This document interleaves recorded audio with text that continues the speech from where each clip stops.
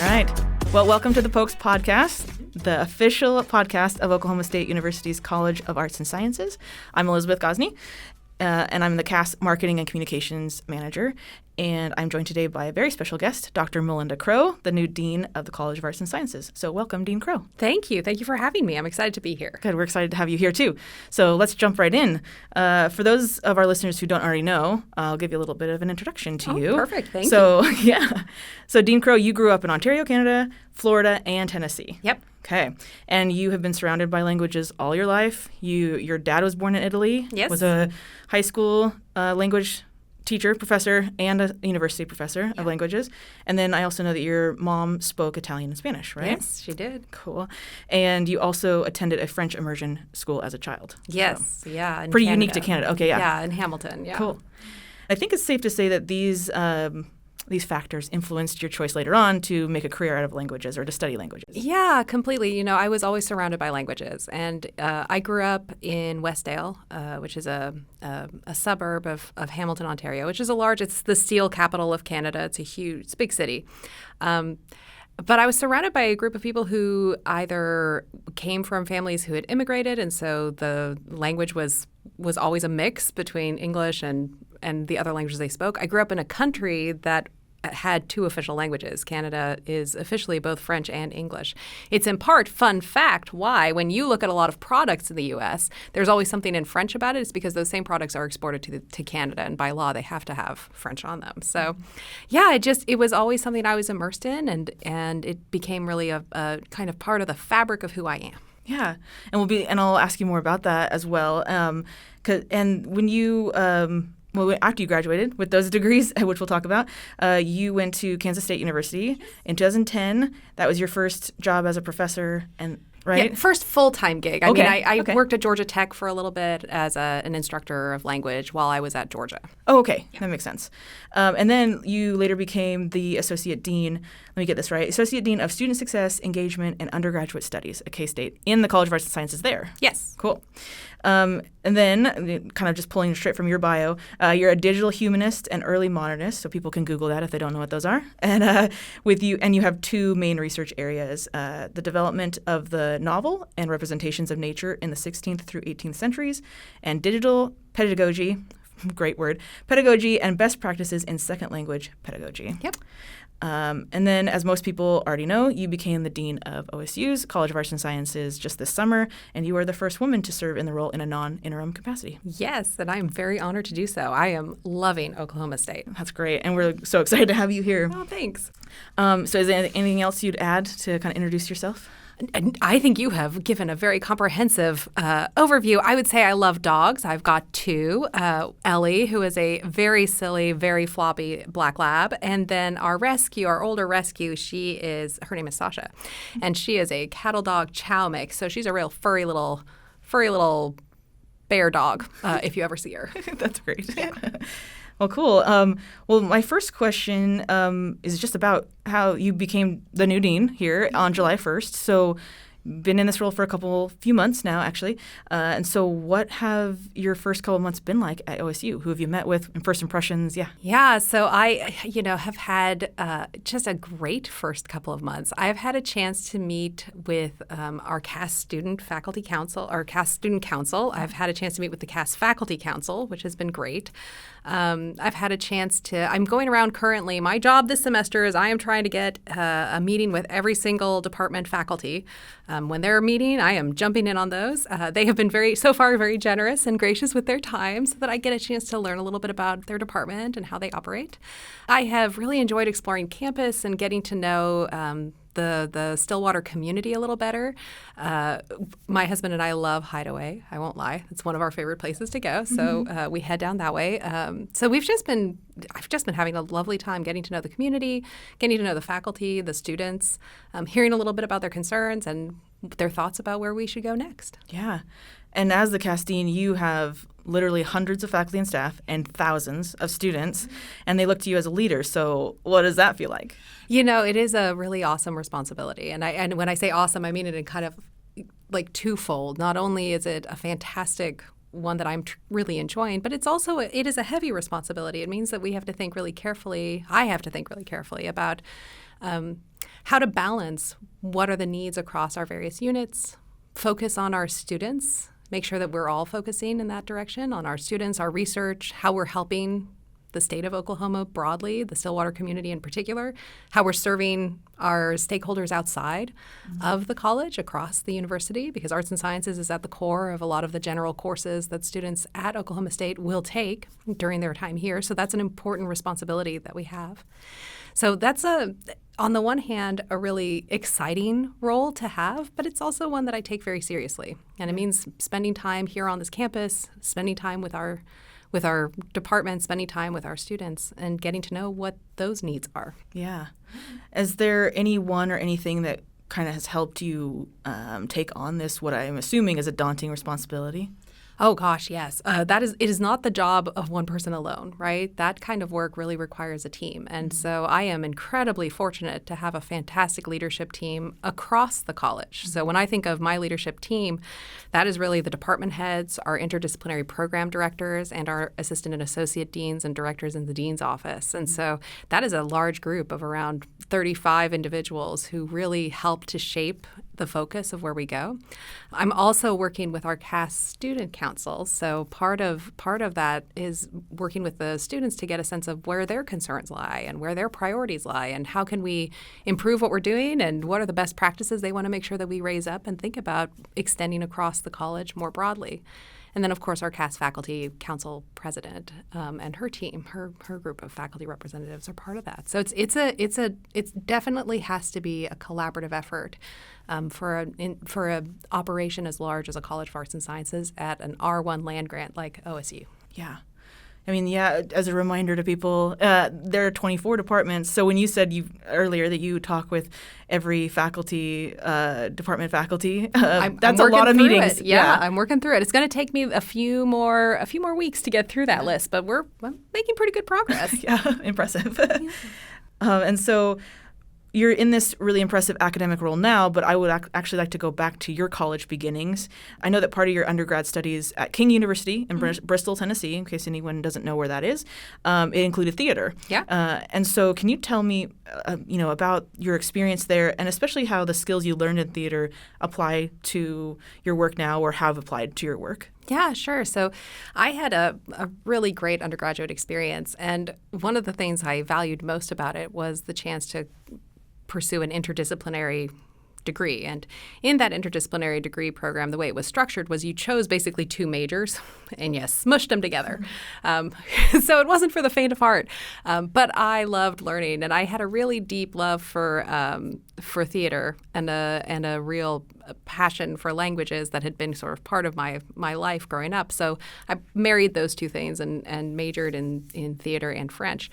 In theater, the thing I love about a theater degree, the experiences I had as an undergraduate, is that there's this wonderful marriage between the theoretical, the literary piece of it, and the applied experience. So you're taking those things you're learning in a classroom and you're applying it in a really experiential, firsthand way. And my program was small enough that you really wore all hats. You worked front of house, you worked in the box office at the same time that you might be helping with developing the marketing for the play.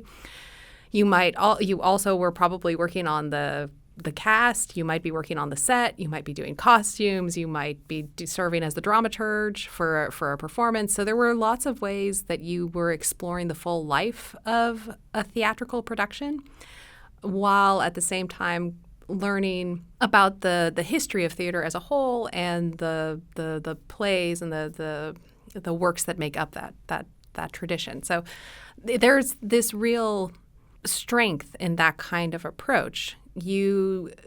One lesson that I remember that just really struck me one day is I was in an acting class, and we were reading Chekhov, which I think is a pretty common text for young actors to have to struggle with. Chekhov, if you've read it, there's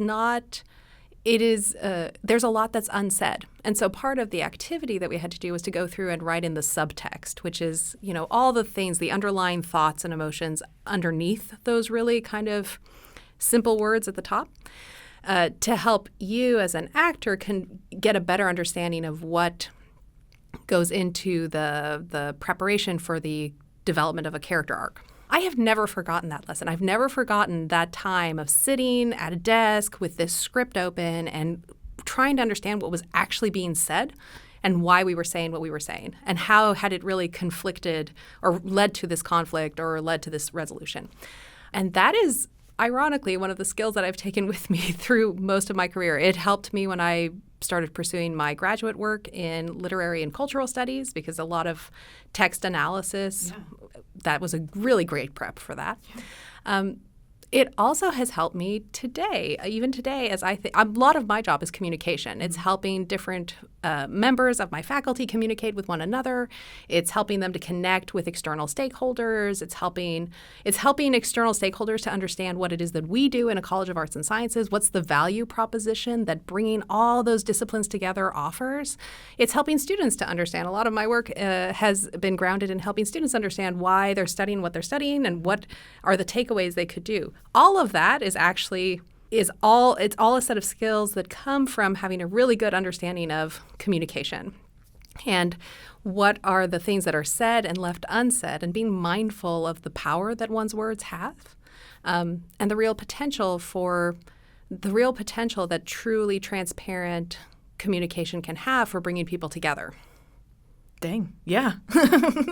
I mean, I already knew we were lucky to have you as a leader, but knowing that you have that deeper understanding of the importance of communication, not, like you said, not just what's said, but what's unsaid. Because we all have those nonverbal communication, those things that are so micro, but we're all picking up on them. And there's that side of things, but also just what isn't someone telling you and what do you have to figure out and help them to communicate. Well, and that is so incredibly true. There's also this reality. So in my professional life as a faculty member, I often teach language courses. And we think of language courses, we somehow have this kind of really outdated view of what a language course is. It's like, oh, you go and you conjugate the verb, and no one like that. That is such a tiny, tiny part of what a language course actually is. A lot of times we're teaching learners to immerse themselves in a different culture and in a different linguistic landscape. So the entire way that we think, the way that we process language, the way that we think of how language is structured is really deeply embedded in our L1, which is our native language, or the language that we were born speaking. When you're learning an L2, when you're acquiring a second language, you are suddenly destabilizing yourself a little bit because you're trying to rethink patterns of how you communicate. And there are norms for communication from culture to culture and from language to language that differ. Mm-hmm. So when I teach business French, I spend a lot of time with students understanding what are the norms of communication in a Francophone environment, and that might be very different in Senegal from France. And so what does that mean for their long-term goals of working in international business, and how might they have to shape their communication differently and their interaction differently from the hand gestures? If you're hearing this, I tend to speak with my hands a whole lot. My students tease me about it, and so right now I'm like, my hands are flailing a little bit. But there are certain tendencies in different cultures about the gestures that we use and the way that we present ourselves, and it can be read. It's that subtext. It can be read in very different ways. So I'm pretty mindful about that component of communication because it is sort of embedded in the reality of much of my practice over many years. Mm-hmm. And I have seen it impact students in various ways and impact our alums in various ways. Oh, yeah. Yeah. I mean, we'll have to talk later because I love this kind of stuff, and maybe we'll have a different podcast where we can just focus on your language studies. Dive into the intercultural communication It's so piece. Fascinating. Yes. So all for it. Okay. So that's a guarantee you'll come back. Oh, yes. I'm happy to do it. Okay. So, yeah, just going off this because what you were talking about with languages, your graduate degrees were in Romance languages. Mm-hmm. And of course, you were languages, like we said, were part of your life all growing up, right from the start. But you still had a choice. Like, you didn't have to go into languages, but you chose that career. And so, can you tell us a little about why you chose that path and what experiences or people influenced that choice? Yeah. So. Oh, that's a big question, and we have a limited amount of time. What I will say is this: when I was doing my undergraduate degree, where I was bringing together both theater and French.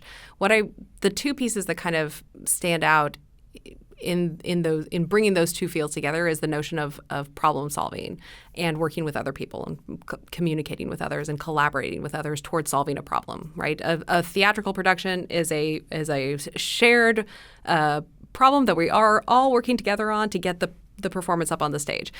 When I think of language interaction, a lot of times when I think of the challenges that we face, sometimes it's a lack of effective communication. And when I think of the big problems that as a society we face, some of that is going to have to happen across nations and across the world. And so there are opportunities for maybe global interaction that are heavily facilitated when you have a multilingual populace who is prepared to do some of that work.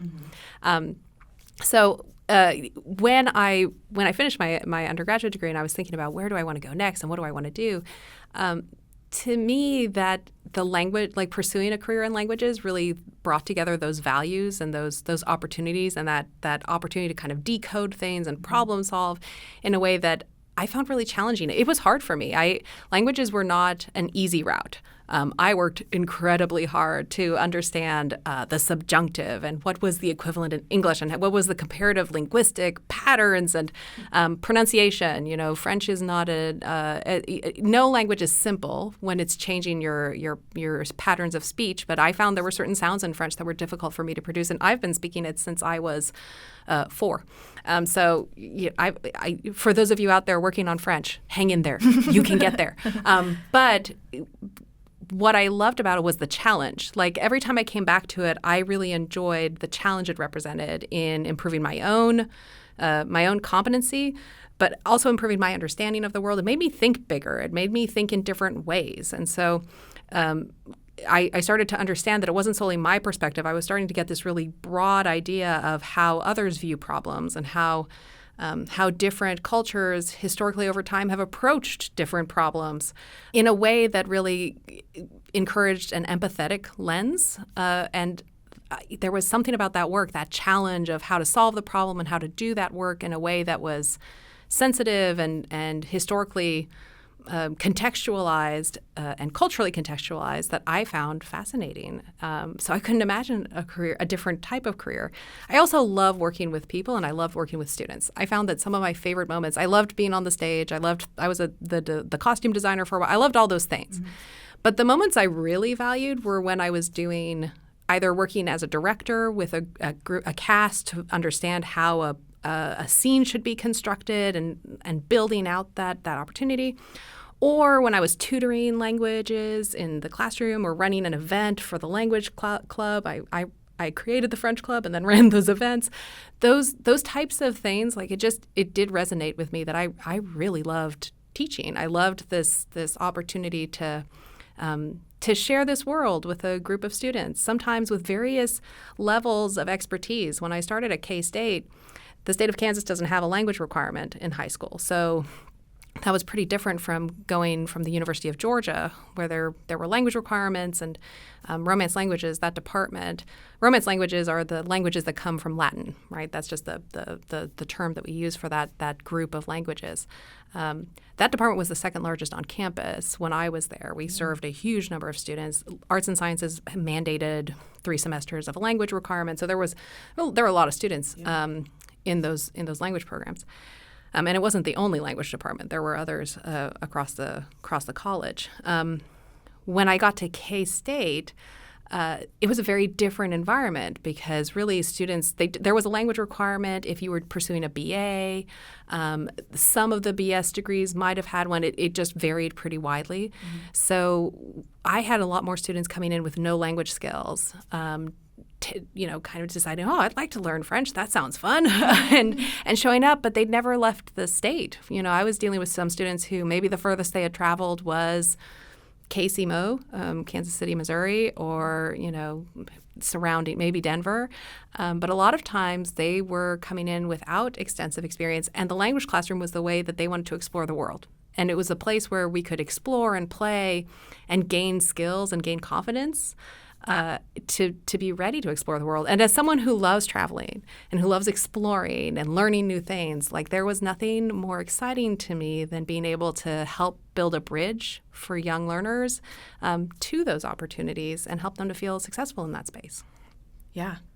I mean, I didn't go out of the country. I went to Canada when I was in high school. That is out of the country. It is, but it's but I remember even that and it wasn't that culturally different, but just thinking, oh, the money's different. There are things that are different. And then when I got older, I got to travel a couple other places, and that isn't an opportunity afforded to everyone. So what a cool experience that they can at least start out exploring the world through language in a classroom. Yeah, so. And the more that we think about the world is a bigger and smaller place. Every day I think about that interesting juxtaposition. On the one hand, we have all sorts of technology that renders access to data, global data, in a far more immediate way than we had when I was a student going through school, where a lot of that was, oh, look, there's this newspaper from 3 months ago that I can now go and take a look at. Mm-hmm. This access to news and to what's happening across the world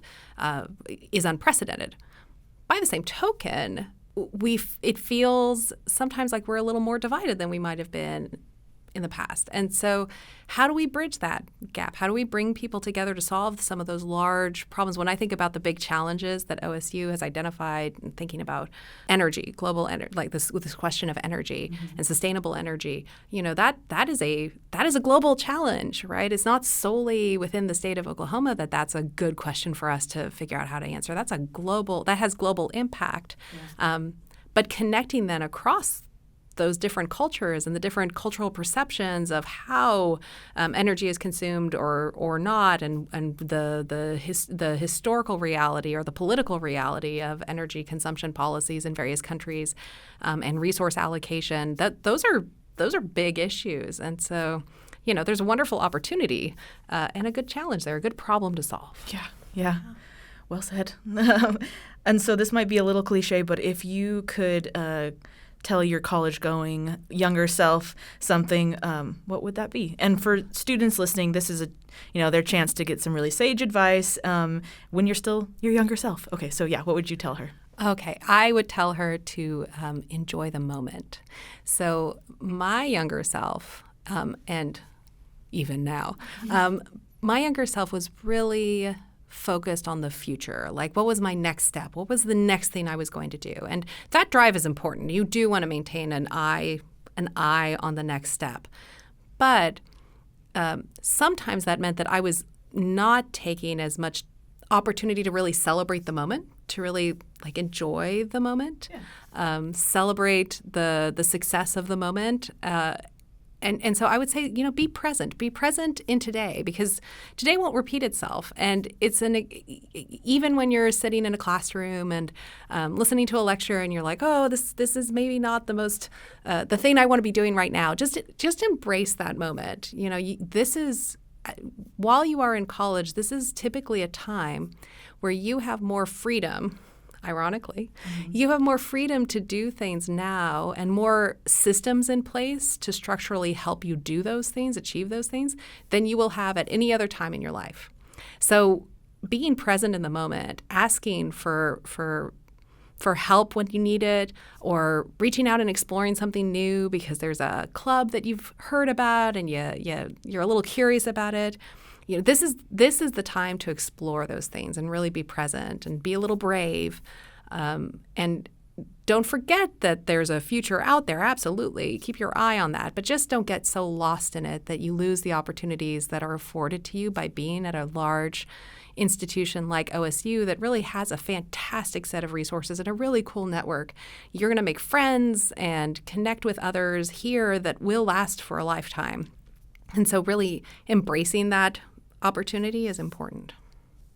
Yeah, I wanted to get out of college so quickly, and then once I did, I thought, what was I doing? Yeah. I would like to go back now, please. Yeah. There were like you said, so many opportunities and so many things that honestly, like study abroad where I did my undergrad was really subsidized and really cheap, and I didn't do it. Yeah. And I was like, no, I just got to concentrate, get done.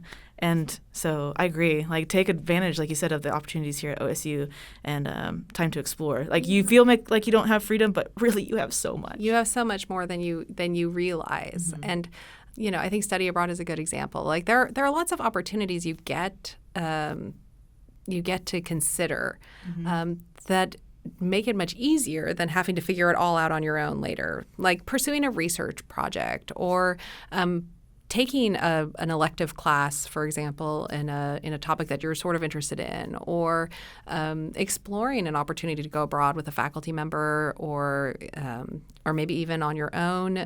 Those are things that will distinguish you as you go out on the job market.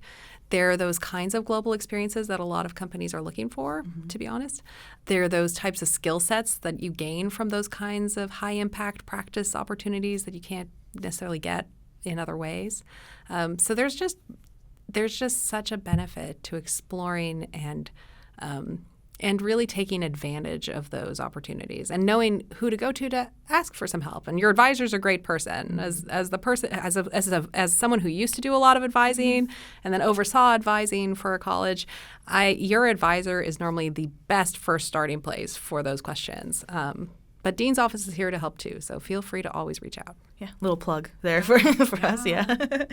So switching gears a little bit.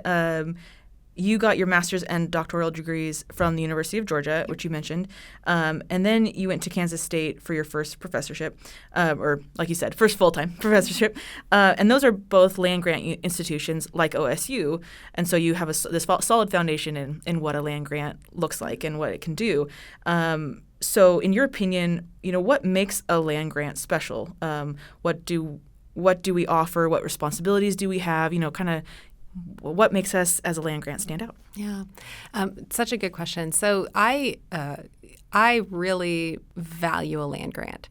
When I think of the legislative act that founded the land grants, the Morrill Act, what it's predicated on is this dual expectation. One, of access, ideally for the state in particular. Two, a full education, like a comprehensive education that brings together the liberal arts along with the agricultural opportunities, the mechanical engineering, like bringing together the full array of disciplines that are represented at OSU, with a focus on access to that education and serving the needs of the state. To me, those are characteristics that are unique to the land grant. It's our responsibility to make sure that we are meeting those obligations, not only of an accessible education that is robust and second to none for our students, not only in the state of Oklahoma, but those who choose to come to the state of Oklahoma. But it's also our obligation to connect with our communities across the state and to serve those needs. Traditionally, historically, that has often been the purview of the College of Agriculture. And so here the Ferguson College of Agriculture has an extension office in every single one of the 77 counties of the state of Oklahoma. And what that means is that they are there on the spot, meeting with members of the community and serving the members of the community. What I think is the real potential for a preeminent land grant, which is what President Trump is really focusing us on, is the notion of a broader conception of how we view that question of extension and service to our communities. A land grant can and should serve in a range of roles, and some of that has to be dictated by a good understanding of what it is that the community needs. Is that programming for K through 12, and how do we support college readiness, for example, across our communities? Is it helping to generate a workforce that will then remain invested and serve in the state of Oklahoma, thereby increasing the economic prosperity of the citizens of Oklahoma and the state as a whole?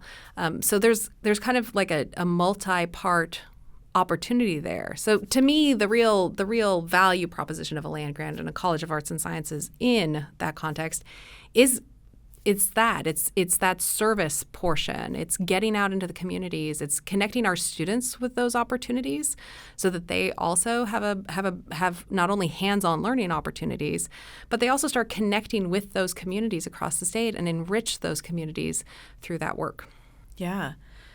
And I don't know if people realize this, but you mentioned at the beginning, how general education courses, most of them, if not, basically all of them, are within the College of Arts and Sciences. So whether students major or minor in one of within the College of Arts and Sciences or just take gen ed, they are part of our college at least for a time. And so because it's not just the responsibility of a college to fulfill the land grant mission, it's the mission of all of the individual students, faculty, staff. How would you say the College of Arts and Sciences, its students, faculty, staff, are helping to fulfill that mission?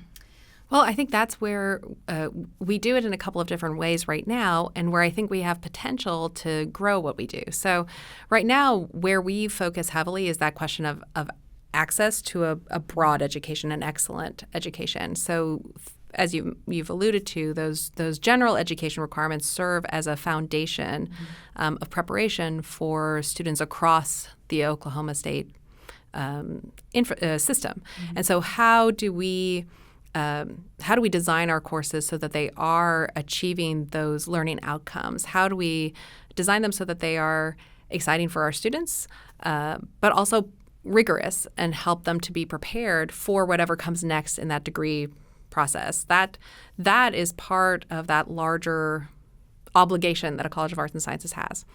The other side of that is connecting externally. So when I was alluding to that idea of connecting externally, one example might be our STEM Academy. So we've, over the last couple of years, the College of Arts and Sciences, CAS, has offered a STEM Academy that was partially funded by the state regents, so that's amazing. And we are bringing in students who have interest in STEM careers.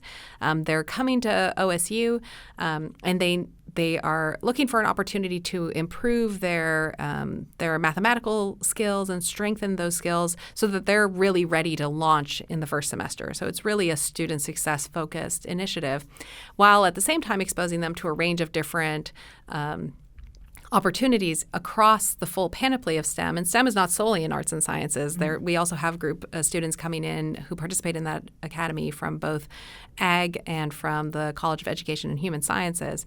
So we've got students in a range of different STEM-related fields who come in. They take some courses. They have some really intense studying with tutors in the morning hours while they're bridging and preparing for starting their degree successfully. The next step to that might be thinking, well, okay, we've got this bridge program for incoming students. What do we do to start helping our students more broadly earlier in the pipeline to get those skills? And does that look like summer camps and summer extension? Or does it look like bringing in educators from different parts of the state? So the physics department just recently brought in a group of high school professors who teach physics to learn a little bit about the resources, the different opportunities, talk through best practices, different activities they could do with their students. And so they're going to take that back to their own classrooms and then develop those work through that content with their students. So there are lots of different ways that a College of Arts and Sciences currently does some of that work, and ways that I think we could grow those kinds of outreach opportunities. Oh, for sure. There's always room to grow, I think. So, and that's what's exciting about a university. And in any of those, what's neat is when you get our students involved. So the STEM Academy, we have a whole group of student tutors and student assistants in that program who are helping our incoming students connect. And that's really beautiful. It's great to see them taking on that leadership role. Yeah. And kind of in the same vein, I guess, of these connections between students, CAS is the largest college in a very large university. And so I think some students might feel overwhelmed, maybe even lost in kind of the masses. So what would you say to them? Why is it important that they're here? What impact can they have? Oh, wow. So it is so important that they're here.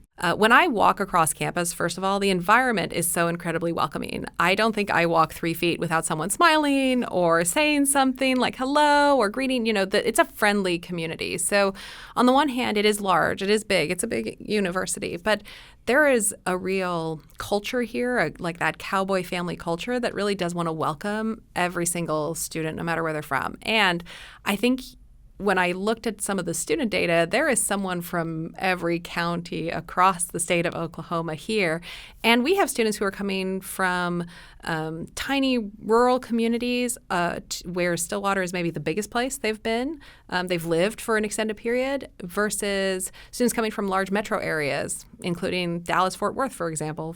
And so we've got a real range of experience. What I would say to students is, again, be present and enjoy that opportunity. You're going to get a chance here to work with students who are international, students who are from different areas of the country, different parts of the state from you.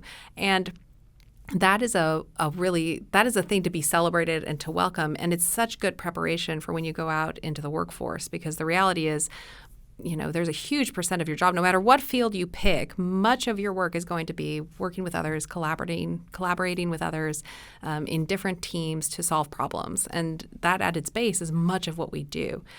Being successful in a place like OSU helps you to be prepared for that kind of work environment. How to do that? Well, some of it is about accepting that there is this great opportunity in front of you and being a little brave. It's about connecting with student organizations. It's about making friends in your classes, working, maybe getting a campus job and connecting with people in that way. There are lots of different ways to connect. Sometimes it's about accepting that challenge and going and doing that. And if you need help, reach out to your faculty or reach out to your advisor. We are all here to help. And if you're feeling disconnected, we really do want you to reach out, and we will help you to figure out different ways to connect with your communities across campus. So I have one final question that's also really broad and Yes. Might be a little bit hard to answer, but I'm still going to ask it. So in a nutshell, could you tell us how you think the arts and sciences work together to change the world? Ooh. Well, I'm glad you left the easy one for the end. No, when I think of anything that we do in this life, it is going to touch on that creative combination of the arts and sciences. So some of the value that I see in the combination of arts and sciences is that we are asking our students to stretch in different ways and to learn in different modes, right?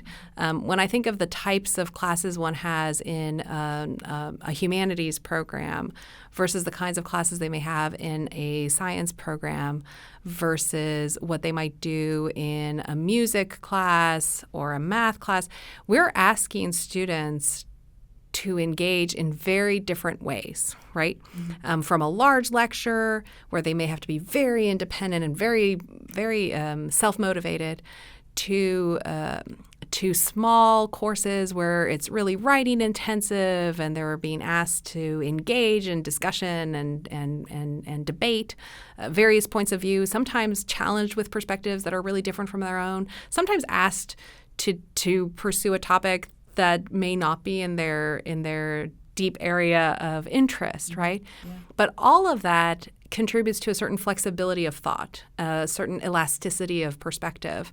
It teaches you a whole set of skills, of competencies. And when I think of what most employers are looking for, they're looking for some of that. They're looking for creative thinkers who are strong writers and strong oral communicators who understand broadly, how to solve a problem and the various steps that one might go through to hypothesize how you could do that.